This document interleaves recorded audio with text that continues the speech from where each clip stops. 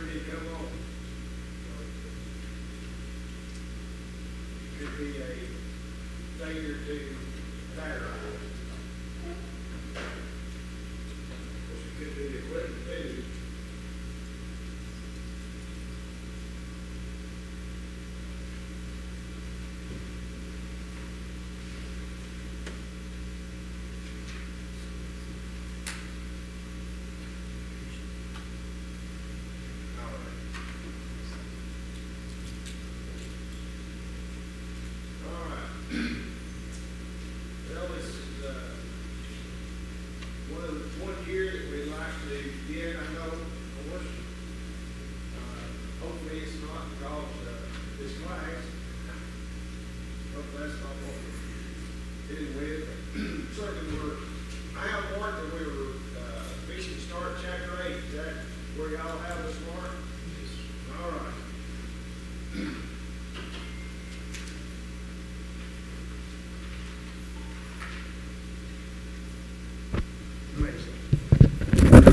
Amazing what a battery will do.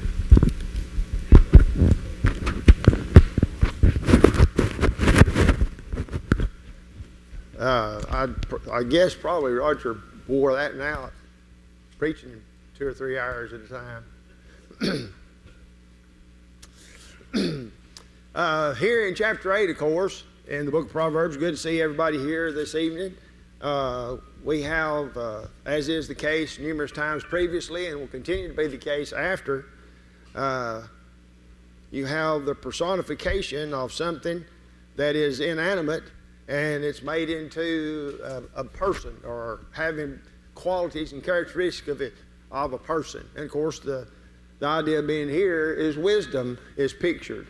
And of course, as is often the case, something as positive as wisdom would certainly not be of the male gender, it'd be female. And so we'll look at that here in this first question. Wisdom and understanding are again pictured as doing what? They're crying out, they're pleading for somebody to pay attention to them. And they're trying to, of course, get the attention, later on we'll see, of the simpleton, the naive person, to pay attention to what's going on, to listen to what she has to say above and beyond what anybody else would say.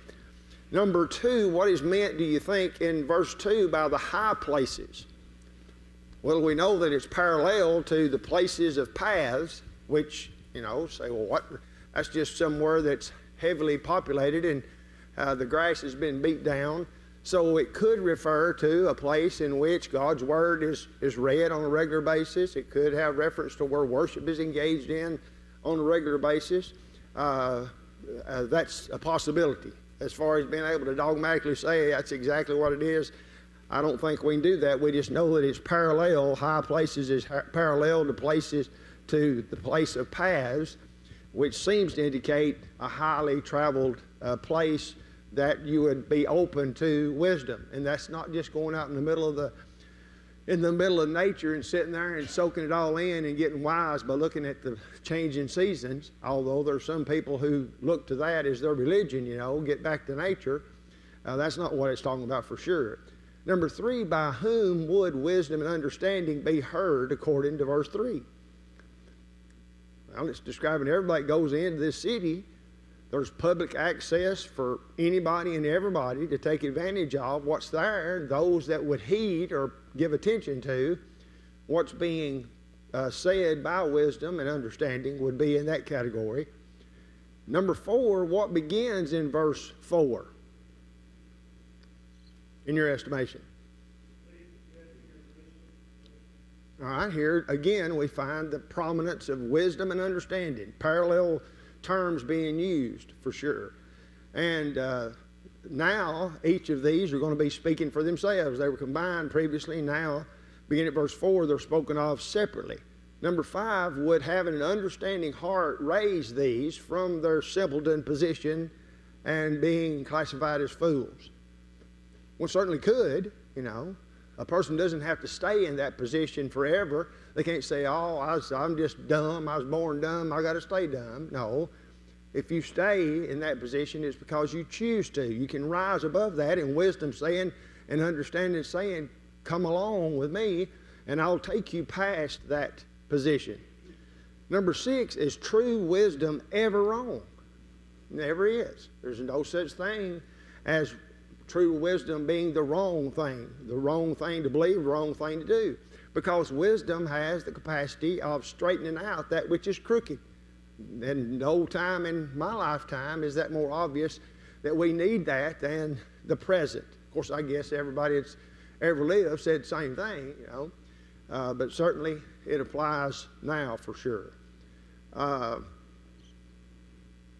Number 7, does wisdom ever compromise with wickedness? Of course not.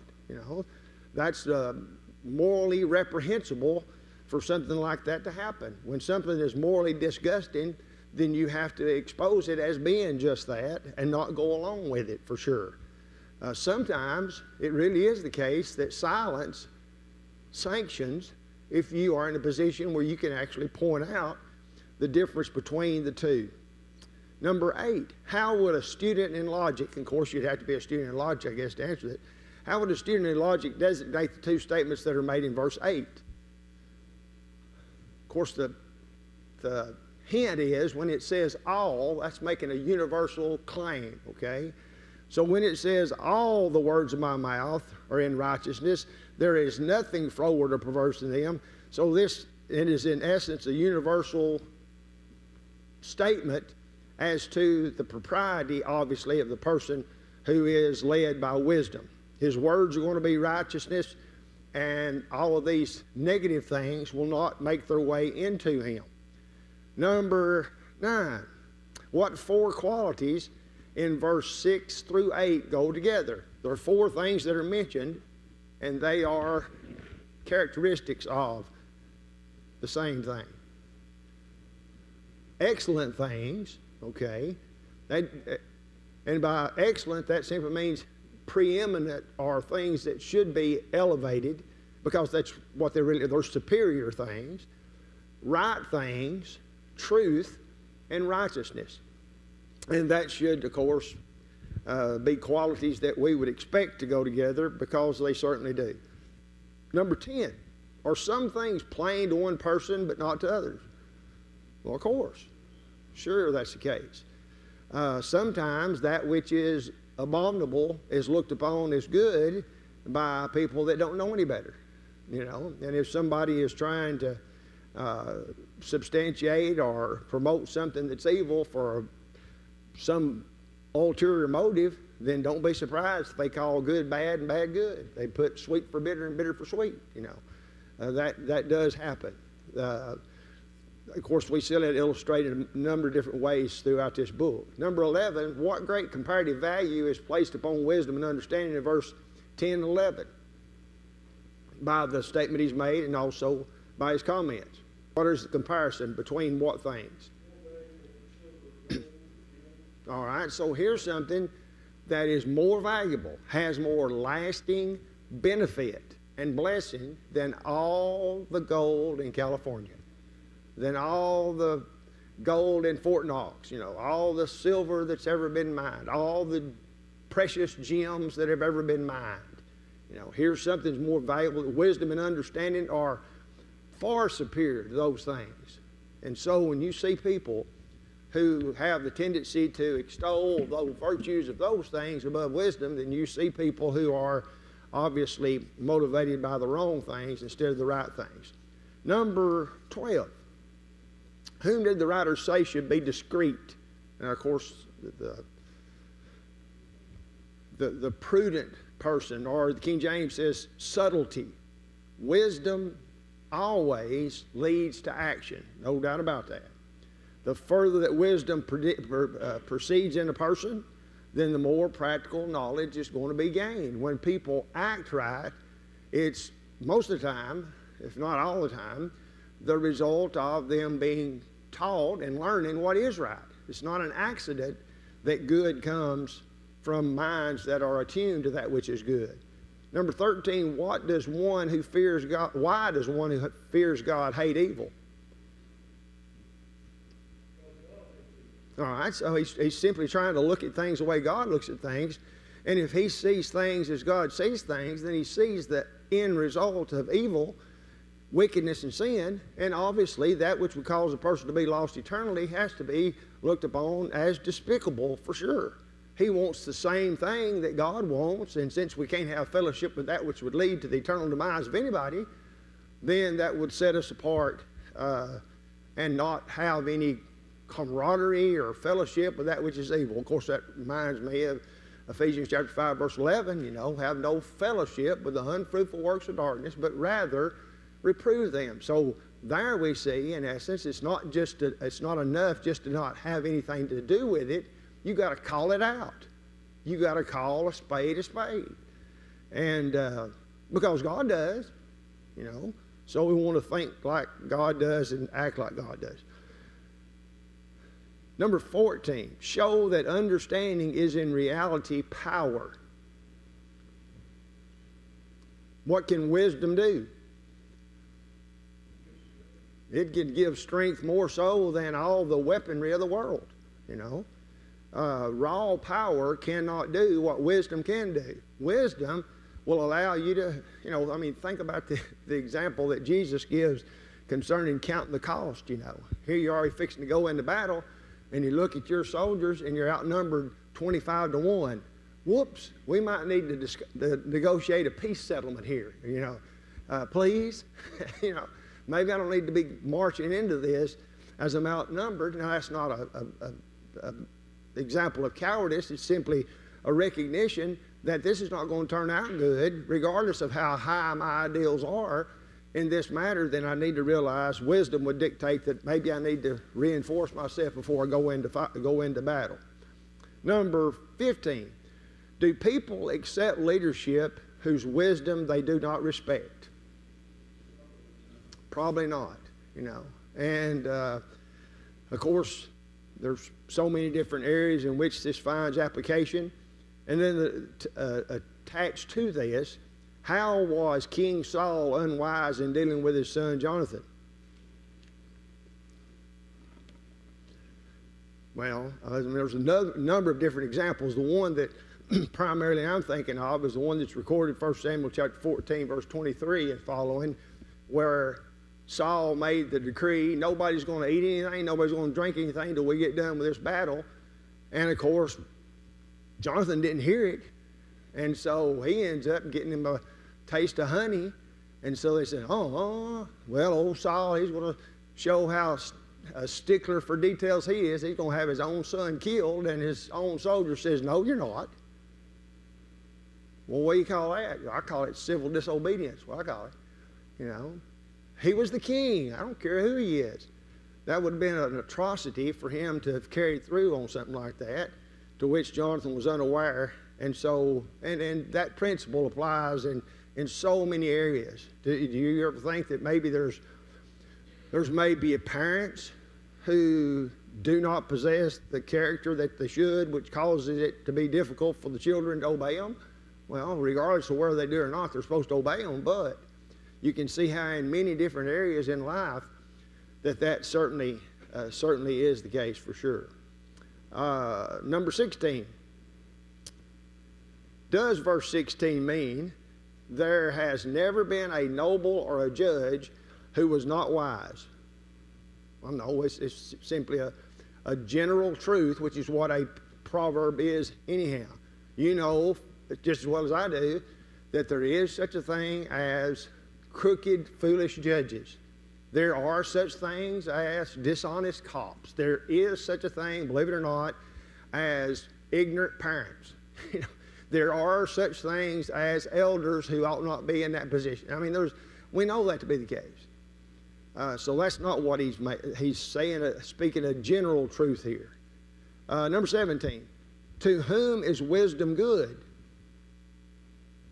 Well, obviously it's those that love wisdom. What is the adverb modifying seek here in verse 17? Early. Now that has to do with making a determination early on in life that this is what I'm going to be, this is what I'm going to do, this is what I'm going to desire.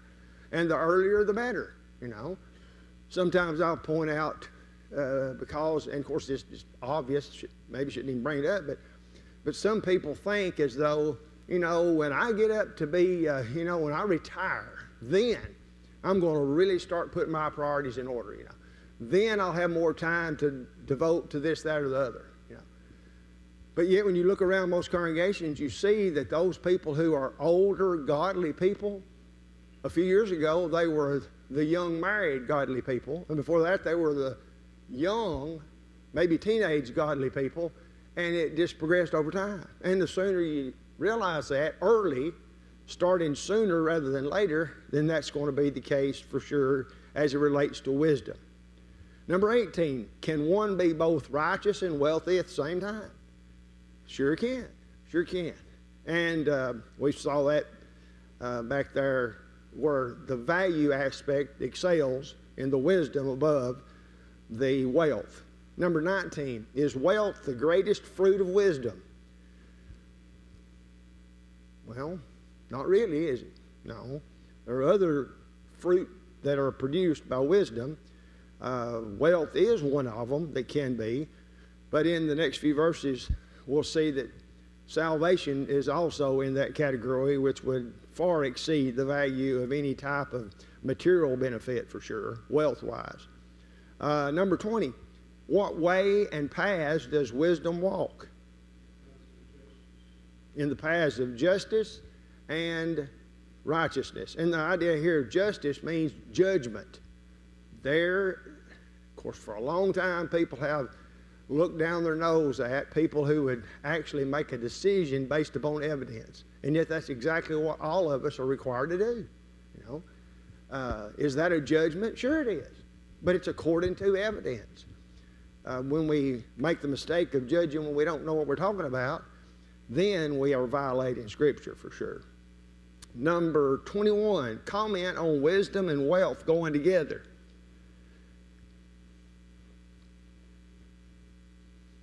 Of course, we just got through mentioning it really, but does foolishness and money oftentimes arrive in the same person? No, I mean, if there is any there, then it's pretty soon gone, squandered away, stolen from, One of some of the saddest examples we have of that being the case is when you got a 17, 18-year-old kid who ends up with a multi-million-dollar basketball contract, and he puts all of the guys that he run around with in his sphere of money users. Is it any surprise that even though he signed a multi-million-dollar contract, he ends up being broke and doesn't have anything left after all these so-called friends are around him? Shouldn't surprise us at all. Absence of wisdom and maturity happens for sure. Number 22, what is verse 22 saying about God's wisdom? Is it got a time limit on it? No, it's just as eternal as God is. God doesn't have to acquire wisdom. God is wisdom, and it lasts just as long. You could say that wisdom is an attribute of God, God's wisdom. Number 23, are we to conceive of everlasting as having existed before time? In verse 23? Well, sure, without a beginning, without an end, from the times before the earth was created. Certainly that's the idea of everlasting in verse 23. Number 24, what fountains are referred to in verse 24? There were no fountains abounding with water. Well, of course, we're talking about the source of water, where water comes from, a well or a spring, maybe, is the idea. Number 25, what is meant by the mountains being settled? Does that mean that somebody went up to the top of it and said, I'll make a claim for this piece of property? Well, that's a different idea there. It means when it was originated, when it was fixed, when it was fastened, when it was formed, is the idea of it being settled. Number 26, what else does the Bible tell of God's creation, or where else does the Bible tell of God's creation besides here in this section, in which it does, obviously? Of course, the first place you'd go to would be Genesis chapter 1, obviously. And then Psalm 90 has a lot to say about that too. Number 27. Would the earth have been habitable by man if wisdom had not been with God in the creating of it? Ain't no chance, you know. So this right here, this one little old concept does away with any type of randomness with which we all now can sit in this building that was designed by a blob of mud and all that. No, there's no randomness to it. It didn't just happen. There was a design behind it all, which speaks to the designer behind the design. Number 28, what other passage speaks of the circle of the earth other than this one? All right, Isaiah 40, verse 22. This earth, the earth is not flat. Now, if we go with the science, we're just a little bit past the point in time where scientists said the earth was flat. Well, inspiration knew that wasn't the case a long time before man figured it out. Number 29, what does verse 28 assure us about the sky? Well, it's not going to fall, obviously. In other words, it's an established system fortified by the will and the laws of God. And where else are the fountains of the deep mentioned? Again, all the way back over there in the book of Genesis, in the midst of the flood. Remember, the fountains of the deep broke up. So you got water coming down from top and water going up from the bottom. And when they met, you got a soggy earth. Number 30, cite the proof of the truth that's expressed here in verse 29. I'm sorry. Yeah, that's right. About the sea. Sorry. Again, we go back to Genesis to see the trustworthiness and the proof of this. You know, you have these principles, the laws are grounded in and we understand the scientific facts thereof, how that these are all connected together by the divine hand of God. Number 31 is foundation in verse 29 to be taken literally or figuratively. All right. It's in the sense of the principles in which it's constructed, obviously, by the laws it's grounded on. That's how these things exist. Number 32, what connection in thought can you see between verse 30 and then Genesis chapter 1?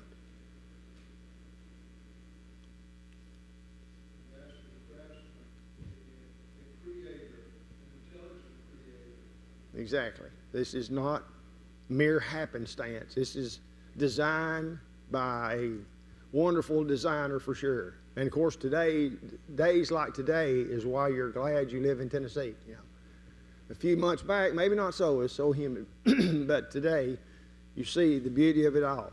Excuse me. Number 33. What is the force of habitable in verse 31? That just means what? It's capable of being inhabited, obviously. I was just listening to a guy here the other day, and he said that in order for us to keep up with China, we need a billion people in the United States. You know. And of course, says we got plenty of room and all, and it's interesting. There is plenty of room for sure. But everywhere in the earth is not as agreeable for habitation as others are. Number 34, in what ways is blessed used in verse 32? Now therefore hearken to me, O ye children, for blessed are they that keep my ways. Are there some blessings that are reserved for those who live wisely? Well, sure. You know, and while everyone has the capacity, blessed by God with the accountability to do His will, then can participate in those and receive those blessings. Number 35, who receiveth and who does not receive instruction? Well, wise person does, foolish person doesn't. If a person doesn't care to learn anything, then they're not out to learn anything for sure. Number 36, How does watching enter in verse 34? Blessed is the man that heareth me, watching daily at my gates, waiting at the post of my doors. And of course, this is wisdom being personified. We're talking about a person is simply awake. He's alert. He knows what's going on. He's aware, and he's using wisdom. He's not just existing through life. He's doing more than just being. He's living according to a standard. Number 37, what two blessings are promised in verse 35? Life and the favor of the Lord. I mean, if you got, from a practical standpoint, if a person realizes that they can live in such a way that they receive the favor of God, while at the same time living lives that are beneficial and according to wisdom, then why would anyone want to live any other way than that? Number 38, how can one sin against wisdom? All right, by just hating it, failing to follow it, working against it. You can do that by your mouth or you can do it by your deeds, either one. That would result. All right, chapter number 9. Excuse me. What are the 7 pillars of wisdom? What does the 7 have reference to? The word that generally means what? Perfection, complete, it's thorough. And so when you start talking about the 7 pillars of wisdom, you're talking about the complete, full foundation of wisdom. Some think, number 2, some think the 7 pillars of wisdom apply to 7 things mentioned specifically in James chapter 3. Well, I wouldn't deny that to be the case. But what are those that are mentioned in James 3? Pure, peaceable, gentle, full of mercy, full of good fruit, without partiality, without hypocrisy. Yeah. Well, so here you have a picture of in a contrast, of course, of James, which would be a contrast throughout the book of Proverbs with the wisdom that's of the world, the wisdom that is sensual, devilish. It's what the world promotes and the way the world works outside of the wisdom of God is the opposite of all those things. So which should be preferred? Well, obviously, don't you want to live in a situation in which people will honestly give you the benefit of the doubt, will put the best possible spin on something they see you do until they learn otherwise, The thing about giving a person the benefit of the doubt, when the doubt's removed, you don't keep on giving it. When the facts dictate something entirely different, then you don't keep on, well, I'm just going to keep on giving the benefit of the doubt. No, that's foolish there. You do give people the benefit of the doubt, but we're not supposed to be stubborn, unyielding, and have these qualities which obviously would indicate wisdom on the part of the person who's seeking to cultivate those in his life. Number 3, what 3 preparations are mentioned here in verse 2, which is something that some of us really like a whole lot of. Preparation of food, drink, setting the table. So those are 3 types of preparations that are mentioned here in verse 2, and believe it or not, there is an order to that. Now we're not going to get into Amy Vanderbilt no further on anything like that. But number 4, what was probably involved in wisdom's mixed wine? And that's in quotation marks. What would there be mixed in with it that would make it, that would entice its satisfaction maybe? Teaching and understanding. And the picture here is of the flavoring that makes it more palatable, obviously, which would be spices. Now, you can take this verse of Scripture here, and you can build a whole lesson on the salt, the salt of the earth, the light of the world, the sweet-smelling aroma of our prayers, all those things involved in verse 2 here's application of the mingled wine. Number 5, who are wisdom's maidens? maiden oftentimes, especially in the Old Testament, is representative of just a servant, right? So here's the servants of wisdom. And of course, wisdom and the foolish one we're going to see here in a minute speak from the same place, just to the same classification of people, these simpletons. But here's literally a fork in the road.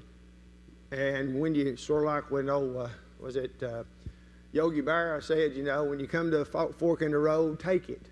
Well, that don't really help anything, does it? You know, but there is truly a fork in the road, a decision that has to be made as it relates to wisdom. Are you going to pay attention to the servants of wisdom, or to someone else? Number 6, in a sense, do we all begin life in this way of being simple? Well, sure, because it's just synonymous with immature. We all have, there's different ages that we all have. I mean, I can't say, just because I can say that 64 years ago I was born, that doesn't say anything about my spiritual or emotional or any other type of material. All that says is it's been that many years since I was born. That's all it says, you know. And so maturity that's most important, of course, is spiritual, which will, of course, find itself on display as well in emotional and social and every other maturity too. Number 7, please explain the bread and the wine here in verse 5. Absolutely goes back to verse 2. Here's this choice to be made relative to that which is available. You partake of wisdom's food, then that produces wisdom. You partake of something else, then you get that too. So we want to participate in that, which, of course, you can see how that then the stage is set for the personification of these various things that you imbibe physically, to Jesus being described as the bread out of heaven, you know, or the water of life, and all, and that same type of usage. Number 8, what important change is called for in verse 6? You're supposed to do what? All right. If you forsake foolish, there really is no place where you can say, well, I'm just not going to choose anything. No, to forsake the foolish is to open yourself up to the wisdom that's available. And so people try to take a neutral position sometimes when it's impossible to do so without aiding and abetting the enemy, for sure. Number 9, identify the triple parallel in verse 7. Of course, also what lesson is taught in here. In other words, it's saying the same thing 3 different ways. It says, he that reproveth the scorner getteth to himself shame. He that rebuketh the wicked man getteth himself a blot. So the scorner is comparable to wicked man. Reproveth is parallel to rebuketh. And shame is parallel to receiving a blot. Okay. And of course, that's obvious. You know. Number 10. In verse 8, what is the difference in the reproving of a scorner and rebuking a wise man? Do they respond differently? Well, sure. One responds favorably, appreciates the correction. The other hates you. Wish you'd never been born. So really shouldn't surprise us. In what way is this very thing exemplified in the New Testament instructions in various places? Well, of course, that's sort of wide open, but remember in the Sermon on the Mount, Matthew chapter 7, how do you identify a false teacher? By the fruit that's produced, you know. Remember as well when the apostles were warned that when they went into the city to preach the gospel, then if they were not received in a positive way, then they dusted their sandals off and went somewhere else, because those people there had determined they themselves were not worthy of eternal life. Or in other words, they'd chosen to be ignorant and stay outside of God's fellowship for sure. Number 11, what is a teacher's joy? It's when what happens? Do what? The buzzer at the end of the class. That's it. No. It's the student actually learning.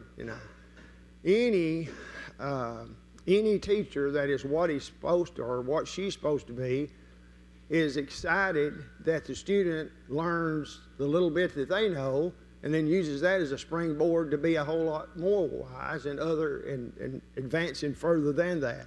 If a person is wanting to sit on their information for fear that somebody's going to know what they know, then they ought not be teaching to begin with. And yet I've seen that happen too many times. Number 12. That's never happened. Number 12, what success do philosophies of men have in common to a knowledge of God? They don't have any. There is no correlation. When it comes to the knowledge of God, the philosophies of man are mush and babbling for sure. And of course, I mean, how many New Testament examples? Paul on Mars Hill in Acts chapter 17, where are the wise? 1 Corinthians chapter 1, so God's made foolish the wisdom of the world. Number 13, what great promise is contained in verse 11? I guess it's a great promise. The older I get, I'm not so sure. All right, extended life for sure.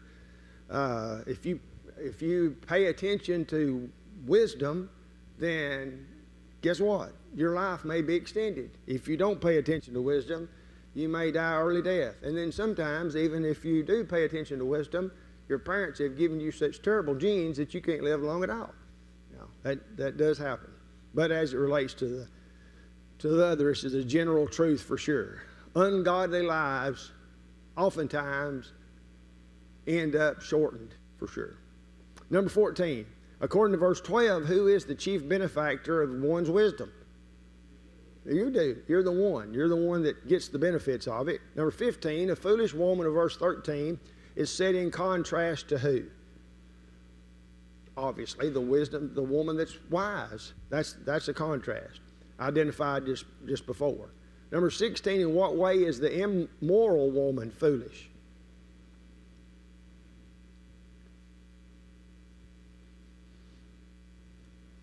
Of course, the principle goes to a number of different places. I'm thinking primarily in Romans chapter 7, 1 Corinthians chapter 7, where a wise woman marries a man, an unwise woman sleeps around with everybody. I mean, that's the idea. And of course, there's the word simple, which simply means naive, easily deceived, sitting ducks for anything. Clamorous. A clamorous woman is loud, boisterous, and a person that knows nothing. Here, the idea is not just that they're ignorant, it's that they're willingly ignorant. Number 17, what's being described in verse 14, 15?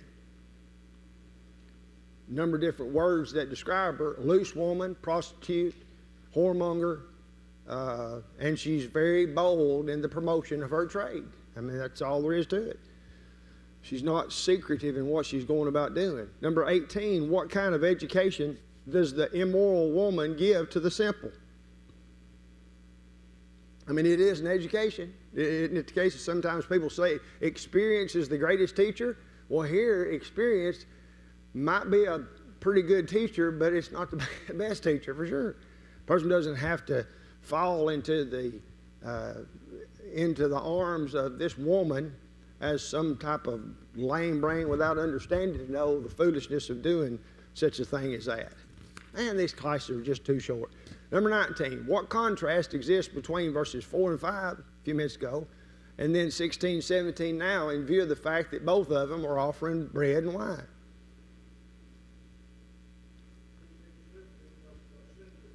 All right, so we got the contrast between the right attraction wisdom, as opposed to this individual who is offering all these things, and of course the ultimate result of it is eternal separation from God. I wrote this down because I think this adequately describes it. I don't know where I stole it from. She uses the same language that wisdom uses to instruct those that are naive or ignorant. Folly sets up next door to be defeated by wisdom's purposes, obviously. Wherever God erects a house of prayer, the devil makes sure to have a chapel nearby. Now, I wish I'd have noted where that came from, but that seems to be the case for sure, with the motivation behind some of the things that are erected as if they are houses of worship even today. Number 20, what are stolen waters? If they're stolen, that means they ain't yours, right? For sure. So here are forbidden pleasures that are attractive just for that reason, because they're pleasures. Nobody's ever said that sin wasn't pleasurable, but it's still sin. Don't belong to this woman. She's forbidden. Number 21, according to verse 18, how does her praise of sweetness and pleasantness turn out? Not like it sounds, does it? It turns into the morning, and that's not the early part of the day, the morning of destruction that comes her way. Number 10, or chapter 10, number 1, what's the significance of the phrase at the beginning here, the Proverbs of Solomon? Now, here again, this is speculation, but it's possible that this is the first collection of the Proverbs, here through chapter 24, verse 34, where they would not be described as Proverbs in the strictest sense, but more in the sense of topical material with proverbial application, possibly. And that's the way you can get by without saying something's black and white. You say possibly, or I think, which is about as good as anybody's think. Number 2, what is the difference between the wise son and the foolish son here as it relates to parents?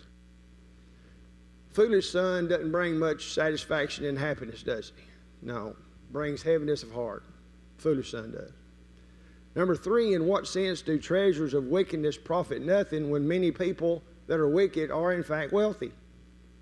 No, it's because it's according to how you're counting. You know, what are you making this determination by? Ultimately, in the final analysis, you can't buy yourself or anybody else out of destruction. I don't care how much money you got. You might be able to hire a good lawyer, you know, but ultimately there's pay. You may avoid prison here, but that doesn't mean you slide by into eternity in the right position. Number 4, to what does a slack hand lead? Poverty. That's the way it's supposed to work. That's the way it's supposed to work. What about the memory? Number 5, what about the memory of the righteous? Of course, and here it's talking about what you think about a righteous person after you've been with them or after they've passed. They're blessed. It calls to mind passage oftentimes you hear at a funeral for a righteous person. Revelation chapter 14, verse 13.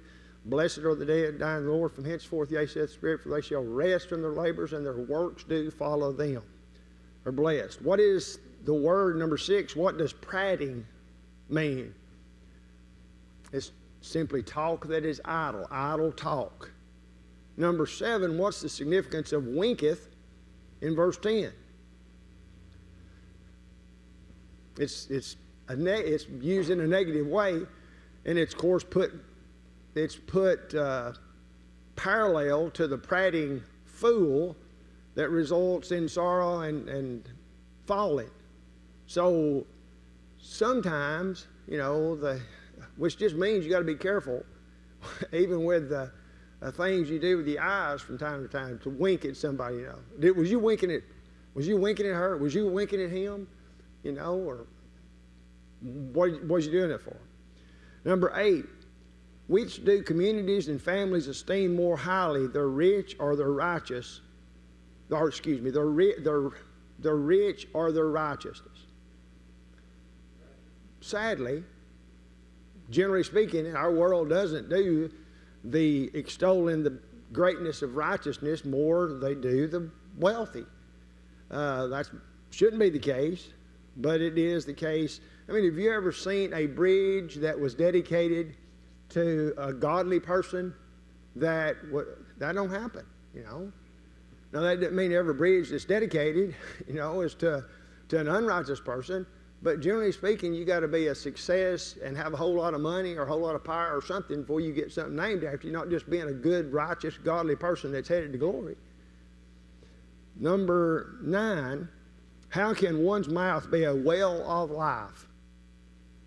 That simply means, if it's a well of life, that means it's something that you can drink out of that's actually going to benefit you. So when you're helping people as a good citizen, then the words you use are going to help people by what you say and what you do. Number 10, how does love cover all sins? Well, does it?